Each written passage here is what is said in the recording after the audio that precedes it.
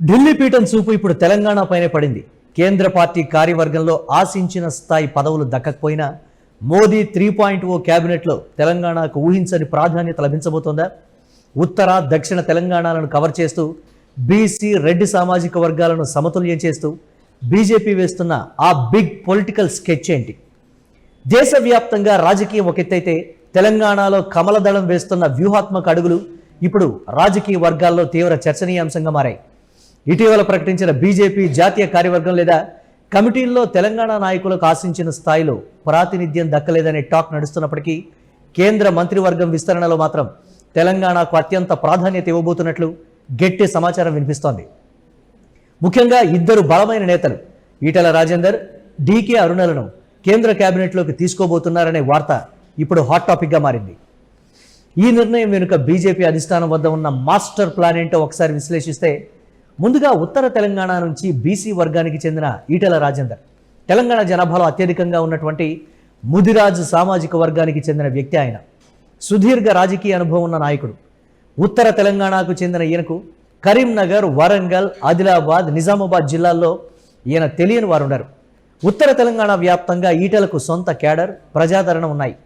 కాంగ్రెస్ ప్రభుత్వం బీసీ కులగణన మరియు బీసీ కార్డును బలంగా ప్రయోగిస్తున్న వేళ ఈటెలకు కేంద్ర కేబినెట్లో స్థానం కల్పించడం ద్వారా బీజేపీ బీసీలకు పెద్దపీట వేస్తుంది అనే బలమైన సంకేతాన్ని ఇవ్వడం అధిష్టానం ప్రధాన లక్ష్యంగా కూడా కనిపిస్తోంది.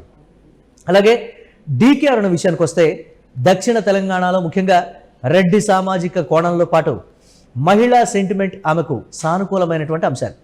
మహబూబ్ నగర్ ప్రాంతానికి చెందిన డీకే అరుణకు దక్షిణ తెలంగాణలో మంచి పట్టుంది. పైగా ఆమె తండ్రి, భర్త రాజకీయ కుటుంబ నేపథ్యం కూడా ఉంది. ఆ ప్రాంతాల్లో పార్టీని మరింత బలోపేతం చేయడానికి ఆమె నాయకత్వం అవసరమని అధిష్టానం భావిస్తోందనడానికి కారణాలుగా చెప్పచ్చు.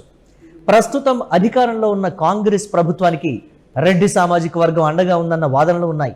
అయితే రాష్ట్రంలో రాజకీయంగా, ఆర్థికంగా ప్రభావవంతమైన రెడ్డి సామాజిక వర్గాన్ని తమ వైపు తిప్పుకోవడంలో డీకే అరుణ కీలక పాత్ర పోషించగలరని బీజేపీ పెద్దలు భావిస్తున్నట్లు తెలుస్తోంది. పైగా తెలంగాణ వ్యాప్తంగా మహిళా ఓటర్లను ఆకట్టుకోవడానికి కేంద్రంలోనూ ఒక మహిళా నాయకురాలికి కేబినెట్ హోదా ఇవ్వడం ద్వారా రాజకీయంగా లబ్ధి పొందాలని బీజేపీ భావిస్తోందని చెప్పాలి.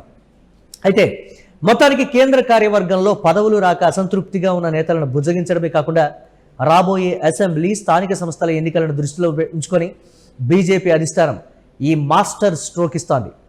ఉత్తరాన ఈటెల, దక్షిణాన డీకే అరుణ, ఈ ఇద్దరితో తెలంగాణపై బీజేపీ వేసిన ఈ డబుల్ ప్లాన్ ఏ మేరకు పండుతుందో చూడాలి. అలాగే గతంలో నితిన్ నబీన్ రాష్ట్రానికి వచ్చినప్పుడు చేసినటువంటి కీలక సూచనలు, మేమంతా ఐక్యంగానే ఉన్నాం, వర్గ విభేదాలను పక్కన పెట్టాం, ఈ నేపథ్యంలో కలిసికట్టుగా పనిచేస్తాం, రాబోయే రోజుల్లో తెలంగాణలో భారతీయ జనతా పార్టీ అధికారంలోకి రావడానికి మేమందరం కృషి చేస్తాం, కార్యకర్తలకు కూడా ఇచ్చినటువంటి దిశానిర్దేశం, మీరు నాయకులను కాదు పార్టీ కోసం పనిచేయండి, నాయకుల కోసం పనిచేస్తే వర్గంగా మిగిలిపోతారు, పార్టీ కోసం పనిచేస్తే పదవులు దక్కుతాయి, పై స్థాయికి వస్తారనేది నితిన్ నబీన్ చెప్పినటువంటి మాట. ఈ అంశానికి సంబంధించి పర్టికులర్గా దీనికి సంబంధించి జరుగుతున్నటువంటి రాజకీయ పరమైనటువంటి అంశాలు కూడా ఒకంత చర్చకైతే వస్తున్నాయి. అన్ని రకాల ఈక్వేషన్స్ని భారతీయ జనతా పార్టీ పరిగణలోకి తీసుకుంది. సరే, జాతీయ కార్యవర్గంలోకి తీసుకున్నటువంటి సభ్యులు కావచ్చు, లేకపోతే ఆ పరిస్థితుల్లో రాష్ట్రంలో ఉన్నటువంటి కుమ్ములాటల విషయంలో అవి కీలక పదవులు, అవి రాజ్యాంగబద్ధమైనటువంటి పదవులు కావు, పార్టీకి సంబంధించినటువంటి పదవులు కాబట్టి వారికి అందులో ప్రాధాన్యం ఇస్తే రాష్ట్రంలో ఉన్నటువంటి ఈ వర్గ విభేదాల నేపథ్యంలో పార్టీ బలంగా ప్రజల్లోకి వెళుతుందా లేదా అనేది ఒకంత నితిన్ నబీన్ మనసులో ఒక అనుమానం అయితే ఉన్నటువంటి సిచ్యువేషన్. అందుకే కుమ్ములాటలు ఉన్నటువంటి రాష్ట్రాల నుంచి ప్రాధాన్యత ఇవ్వలేదు. సో తనదైనటువంటి మార్క్, పార్టీ కోసం ఎవరు కష్టపడి పనిచేస్తున్నారు, వారికి పదవులు కేటాయిస్తే పార్టీకి ఎలాంటి ప్రయోజనం, ప్రజల్లో బలంగా పార్టీని తీసుకువెళ్ళగలిగినటువంటి నాయకులు ఎవరు?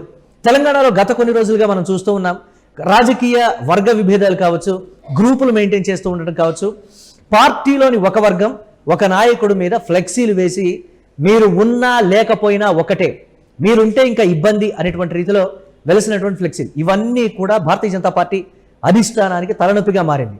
సరే, తెలంగాణకి ప్రాధాన్యత దక్కడం లేదు, ఈ నేపథ్యంలో వస్తున్నటువంటి విమర్శలకు చెక్ పెట్టాలి అంటే జాతీయ కార్యవర్గంలో కుమ్ములాటలో ఉన్నటువంటి వ్యక్తులు ఉండకూడదు.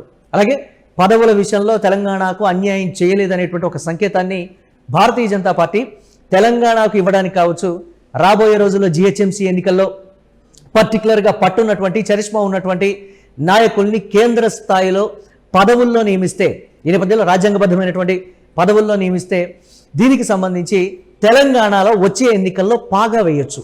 ఇది భారతీయ జనతా పార్టీ కేంద్ర నాయకత్వం తెలంగాణ మీద పెట్టినటువంటి ప్రధాన ఫోకస్. జాతీయ కార్యవర్గంలో చోటు దక్కలేదు అని అనుకుంటున్నటువంటి క్రమంలో భారతీయ జనతా పార్టీ మనసులో ఉన్నటువంటి మరొక ఆలోచన ఇది అనేది బయటకు వస్తున్నటువంటి సిచ్యువేషన్ ఉంది.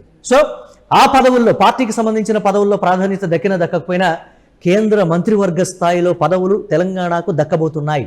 ఆల్రెడీ ఉన్నటువంటి ఇద్దరు కాకుండా మరొక ఇద్దరిని కూడా తెలంగాణ క్యాబినెట్లోకి తీసుకుంటాం అనేటువంటి మాట చెప్తారా, లేకపోతే ప్రక్షాళన చేస్తారా, శాఖల మార్పు ఉంటుందా, లేకపోతే మంత్రివర్గంలో నుంచి వారిని తప్పించి ఈ ఇద్దరికి స్థానం ఇస్తారా? ప్రతిదీ కూడా రాజకీయ కోణంలోనే ప్రస్తుతానికి భారతీయ జనతా పార్టీ ఆలోచించాల్సినటువంటి సిచ్యువేషన్.